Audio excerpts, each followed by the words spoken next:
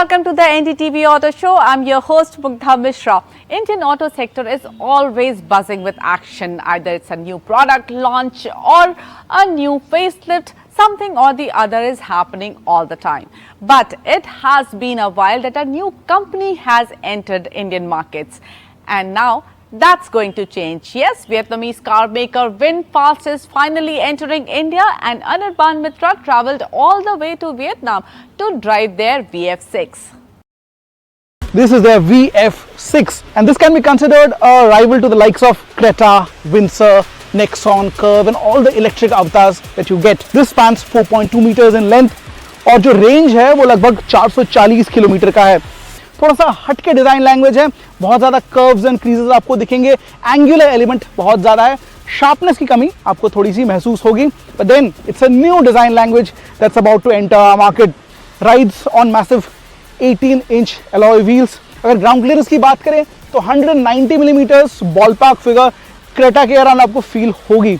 Electric tailgate VF6 के साथ नहीं है, लेकिन the boot space is quite usable. 423 liters, no start stop button as you hop inside the cabin. आप 2 बार break दबाइए, गाड़ी अपने आप स्टार्ट हो जाएगी. ऑल ब्लैक कैबिन रखा गया है, वीगन मटेरियल से फिनिश किया गया है seat. Plenty of soft touch material. You get a sunroof. This is edge to edge massive panoramic screen. However fix type glass का इस्तेमाल हो रहा है. आई वुड हैव लाइक्ड अगर इसके ऊपर एक फिल्म भी कंपनी कंसिडर करती. On to the second row, I find it spacious but still I will pin point what feels lacking here. The under thigh support is not all that good, especially the length of the seat could have been slightly better, or probably a little bit of squab, a little bit of heightened area on the rear seat could have made it an even more pleasant experience.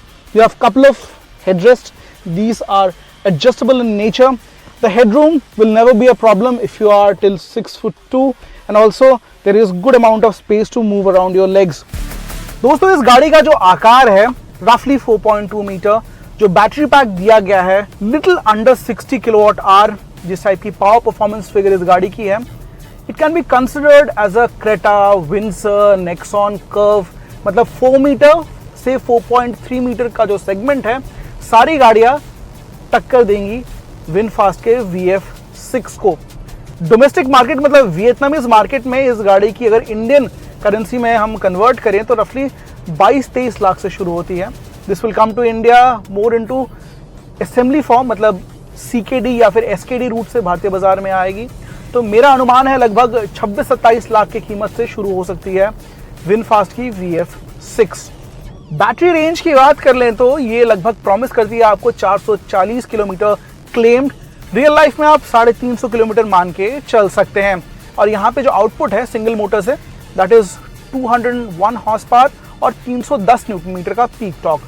Straight line acceleration की बात करें तो 0 से 100 की रफ्तार company claim करती है लगभग 8.9 सेकेंड में, which is quite fast for a car of this segment. और आपको वो स्पोर्ट मोड में जरूर फील होगा. हालांकि स्पोर्ट मोड में स्टीयरिंग का वेट भी काफी अच्छा है. However, there is a little bit of shudder on the steering wheel. थोड़ा सा vibrations है. Could be a thing with this exact unit, लेकिन थोड़ा सा एक वाइब्रेशन डैम्पिंग आपको जरूर स्टीयरिंग व्हील पे फील होगा. 3 आपको ड्राइव मोड्स दिख जाते हैं, स्पोर्ट, इको एंड 1 नॉर्मल. काफी प्रेडिक्टेबल ड्राइव है in eco and normal mode. Sport mode में थोड़ी सी जरूर फील होती है, ये आपको चलाने में मजेदार लगेगी, but that will be at the expense of some range. 3 regen modes भी आपको मिल जाते हैं, जहाँ पे आप सिंगल पेडल ड्राइविंग करना चाहते हैं. अगर बम्पर टू बम्पर ट्रैफिक में थोड़ा आपको बैटरी रिप्लेनिश करना है तो आप ज़रूर चलाइए. आप फुल रीजन सेटिंग में चला सकते हैं, और वहाँ पे आपको थोड़ा सा फील होगा कि the regen braking is quite strong yet predictable. Driver seat जो है ये काफ़ी नीट है, लेकिन थोड़ा सा अलग है यूजुअली जो गाड़ियाँ हम देखते हैं. Largely because you don't have a drivers display right in front. Drivers display की जगह कंपनी ने HUD लगा रखा है, which is called a head up display. सारे फीचर्स आपको स्क्रीन पे यहाँ पे दिख जाएंगे. And this huge touch screen 12.9 inch, this is slightly tilted towards the driver. मतलब काफी ड्राइवर फोकस्ड केबिन इसे माना जा सकता है. It's quite stable at triple digit speeds. 80-90 की स्पीड पे गाड़ी आपको अच्छे पकड़ के साथ चलती दिखाई पड़ेगी ऑन टारमैक. सेफ्टी की बात करें तो 7 एयरबैग्स आपको मिल जाते हैं. ADAS के फीचर्स कुछ मिलेंगे, mostly level 1 advance driver assistant system के कुछ फीचर्स आपको मिल जाएंगे विद VF6। VF6 और इसके साथ VF7 को भारतीय बाजार में कुछ ही महीनों के अंदर लॉन्च कर दिया जाएगा। The company is targeting the festive period, जब से ये मतलब फुल स्विंग में भारत में बिकना शुरू हो जाएगी। और मेरा माने तो कीमतें VF6 के लिए कहीं भी 25 से 26 लाख के बीच हो सकती है। If they bring subscription model, मतलब बैटरी का अगर रेंटल सब्सक्रिप्शन मॉडल वो लाते हैं, जो कुछ वेरिएंट्स में कुछ गाड़ियों में वो वियतनाम में बेचते हैं, then the prices will go down रफली 21-22 लाख रुपीज़। लेकिन overall it looks a promising product. कितना विनफास्ट ग्रुप इंडिया में इम्पैक्ट बना सकती है, कितना एक्सेप्टेबिलिटी इस ब्रांड को मिलता है, that is something that we have to wait and watch. Tata Motors has recently launched the Harrier EV in the Indian market.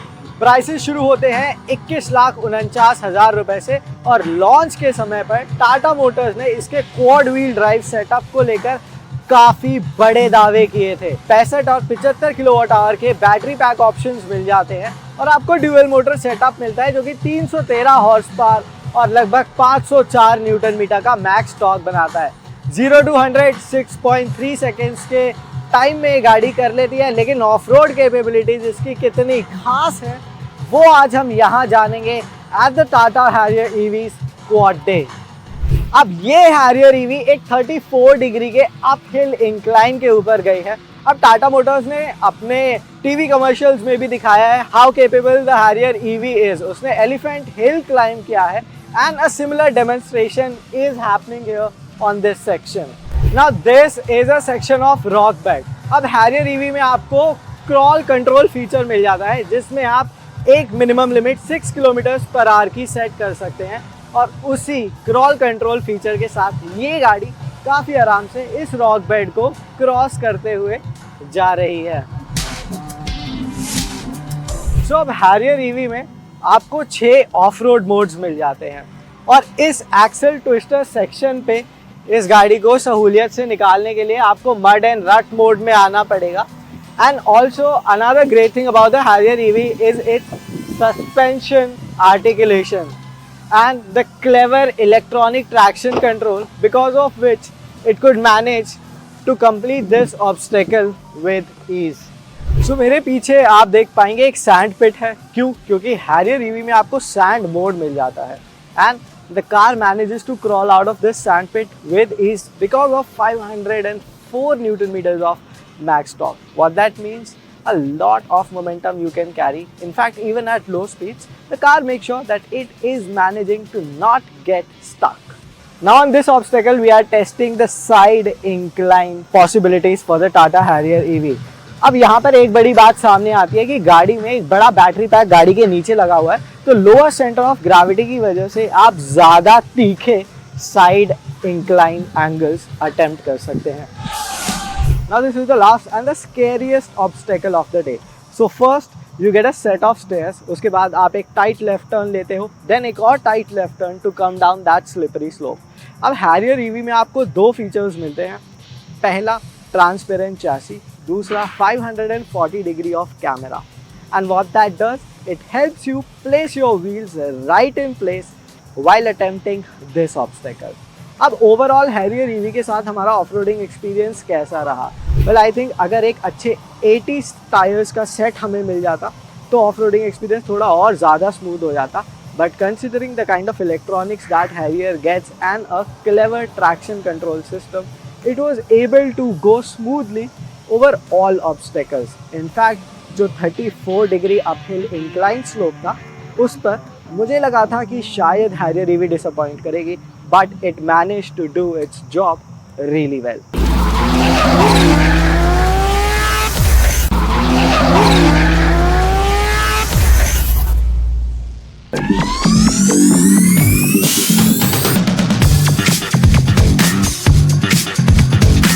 So talking of things that are super nice on the Kia Ceros, first up is this display setup. So there are total of 3 screens, 30 inch of display is what you are getting.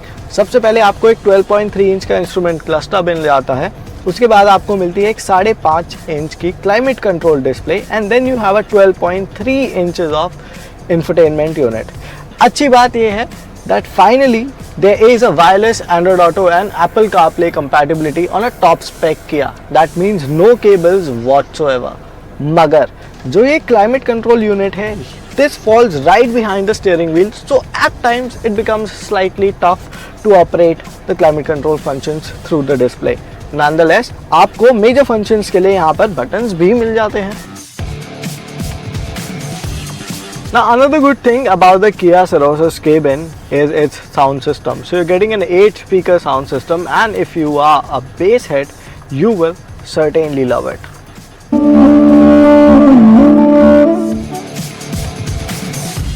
Now Ceros is a comfortable daily driver. अगर आपको Sonet की ride stiff लगती थी तो Ceros की ride quality आपका दिल जीत लेगी. The suspension on the Ceros is set up in a more comfortable format. यहाँ पर आपको बहुत ज़्यादा jerks महसूस नहीं होते हैं और गाड़ी expansion joints, ripples और bad roads का काफ़ी डट के सामना करती है. यानी कि डेली ड्राइविंग में भी आपको ये गाड़ी Sonet के मुकाबले काफ़ी ज़्यादा कंफर्टेबल लगेगी. In fact, it is more comfortable than almost all of its rivals except Tata Nexon. Segment's biggest boot. Yes, that's what the Ceros gets. अब एक कॉम्पैक्ट SUV खरीदी जाए और रोड ट्रिप्स पर ना जाया जाए तो ये तो काफ़ी गलत बात है. और उन रोड ट्रिप्स पर अगर 4 से 5 लोगों का वीकेंड के लिए सामान इस बूट में ना पाए, वो और भी ज़्यादा गलत बात है. Ceros ऐसा कुछ नहीं करती है because it gets 465 liters of trunk volume, which indeed is the best in the segment. Now the point number 5 is that the Ceros is loaded with features to the brim. For example, what you're getting is a wireless charger here, along with that an air purifier, ventilated front seats. The driver's seat is power adjustable as well, and you also get a multi-function steering wheel with level 2 ADAS, again a 8-speaker sound system, auto dimming IRVM, a large panoramic sunroof, and a hell lot of those features, and a little more than that. But if I have to picky, I will say that the height adjustability for the driver's seat would have been powered. और उसी के साथ आपको एक head up display भी यहाँ मिल सकता था, जो कि Sonet और Seltos दोनों में ही देखने को मिल जाता है. अगली चीज़ जो मुझे Ceros के बारे में पसंद आई वो है इसका VIP rare seat treatment. After all ये जो सीट्स हैं ये काफ़ी कंफर्टेबल हैं, आपको अच्छा खासा अंडर थाई सपोर्ट मिल जाता है, and they can slide, in fact they can recline as well. आपको यहाँ पर एक सेंटर आर्मरेस्ट मिलता है, 2 टाइप सी चार्जिंग पोर्ट्स मिल जाते हैं, and you do get these sun blinds as well. और ये लिस्ट यहीं ख़त्म नहीं होती है, आपको ये वेंटिलेटेड सीट्स मिलती हैं, बट जो सीट बैक है वो वेंटिलेशन फंक्शन के साथ नहीं आती है, it's just the seat scope. Nonetheless it is one of the most premium rare seat experience in this segment. अब Ceros में आपको 2 इंजन ऑप्शंस मिलते हैं जो कि दोनों ही काफ़ी पावरफुल है. एक 1 लीटर टर्बो पेट्रोल जो कि 120 हॉर्स पावर बनाता है, और 1.5 लीटर टर्बो डीजल जो कि आज हम चला रहे हैं. ये बनाता है लगभग 115 हॉर्स पावर और 250 न्यूटन मीटर का पीक टॉर्क. अब यहाँ पर हमें ये इंजन 6 स्पीड ऑटोमेटिक गियरबॉक्स के साथ मिला हुआ है, and I have to say that diesel, after becoming a dying breed, Ceros gets it in a very frugal manner, because I have been driving this car for a little over 500 kilometers now. Considering it has been with me for last few days, it is returning a mileage of around 15 to 16 kilometers to a liter in the city runabouts. On highways, these numbers went up to 18 to 19 kmpl. So that means it's a torquey diesel and frugal as well. Not all cars are perfect, and that's the case with Kia Ceros as well. Therefore, here is a lineup of things that are not so nice on the Ceros. और सबसे पहली चीज़ है इसका design. Now it looks clean, but I think it looks just bland. और ऐसा ही confusion buyers में भी इसके डिज़ाइन को लेकर देखने को मिलता है. It is a very polarising design, लेकिन हमें ये याद रखना चाहिए इसी ऑडबॉल और बॉक्सी डिज़ाइन की वजह से Ceros एक काफ़ी प्रैक्टिकल कार बन के सामने आती है. इनफैक्ट हमें ये नहीं भूलना चाहिए कि इस ही स्टांस की वजह से WagonR is what it is now in the Indian market. pricey affair is what the Kia Ceros feels like for the kind of equipment that its top variants offer. Now in comparison to Sonet, इसकी कीमतें थोड़ी ज़्यादा रखी गई हैं, वहीं Seltos के मुकाबले इसकी कीमतें थोड़ी सी कम नज़र आती हैं। ये शुरू होती है 9.5 लाख रुपए से और जाती है 17,80,000 रुपए तक। लेकिन इसके टॉप वेरिएंट में आपको एक स्लाइडेबल फ्रंट सेंटर आर्मरेस्ट नहीं मिलता है और उसी के साथ आपको यहाँ नहीं मिलता है एक हेड अप डिस्प्ले, जो कि सेल्टोस और सोनेट दोनों में ही अवेलेबल है।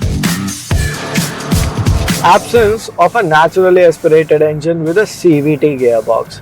Now this is a very boring combination, to be honest, but why do I feel it should have been here? Because Ceros is targeted at those who want a comfortable, practical yet spacious car. And in a car like that, a 1 liter turbo petrol motor I don't think make much sense. In fact, either 1.2 liter NA or much better than that would have been the 1.5 liter NA motor straight from Kia Seltos in this Ceros. Now it would have been more frugal and more refined offering than the 1 liter turbo petrol. The story with the Breakout is the same yet different. Same because the kind of visual appeal and the mass it has and the road presence that the motorcycle has is unlike anything else. And different because the overall design of the Breakout is refreshingly different from any other Harley Softail. The motorcycle just looks brilliant. I mean, the raked out front end, the massive 21-inch front wheel. Well, 21 inch is something that you only see on adventure motorcycles. This odd shaped LED headlight which looks really nice, and apart from that, this nice massive teardrop shaped fuel tank and this vast gleaming expanse of chrome. And if you come on to this side, well, you can also see this heavy breather air filter just sticking out, but not like a sore thumb. Then you have this 2-in-2 exhaust, again fully chrome, and if you come towards the rear, you will see that the fender is chopped and this massive 240 section tire in all its glory. Well, this is a motorcycle that looks more like a custom motorcycle, and rather than something which has been rolled off an assembly line. I absolutely love the way the Breakout looks. Now the Breakout gets a decent set of features which includes ABS and traction control, along with a small negative LCD screen mounted on the handlebar which shows all the required info, although it is a bit difficult to read under bright sun. Alright, so let's talk about the ergonomics of the Breakout. It's very easy to swing a leg over because the seat height is a scant 665 mm, right? And well, the footpeg is positioned forward like you see in case of cruisers. The handlebar is nice and wide with a thick piece of chrome in the center. The moment you sit on this motorcycle, you get that feeling of being the king of tarmac. And you sit nice, wide, relaxed. But if you were to drag this out of a parking spot, it is going to take some serious muscle because this weighs in at 310 kg. But does all of that weight disappear on the move? Well, let's find out. But before we do so, let me make you listen to the exhaust note of the Harley Davidson Breakout.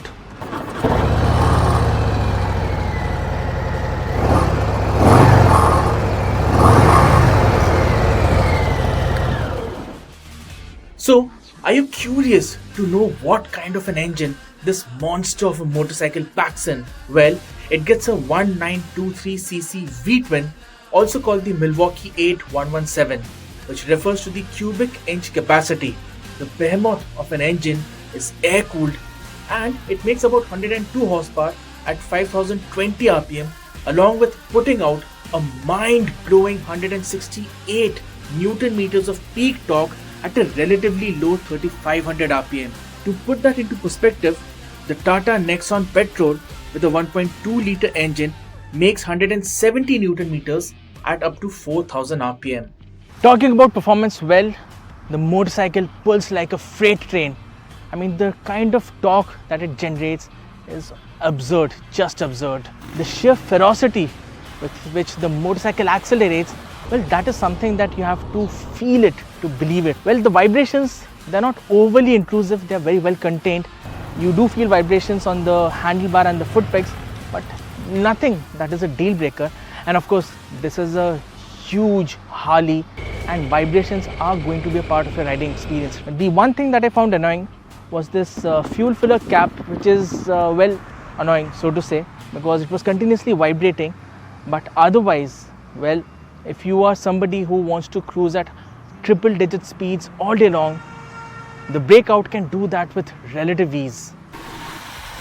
This is the 2024 model of the Breakout and it is priced at 31 lakh rupees ex showroom. Well, that's all for today. I will see you next week on the show. And if you want to continue watching auto related content, you have to go to YouTube and find NDTV Auto, subscribe and do press that bell icon so that you get notified every time we upload a video. You can also follow us on your favorite social media platform. Till we meet again, take care, drive safe, see you soon.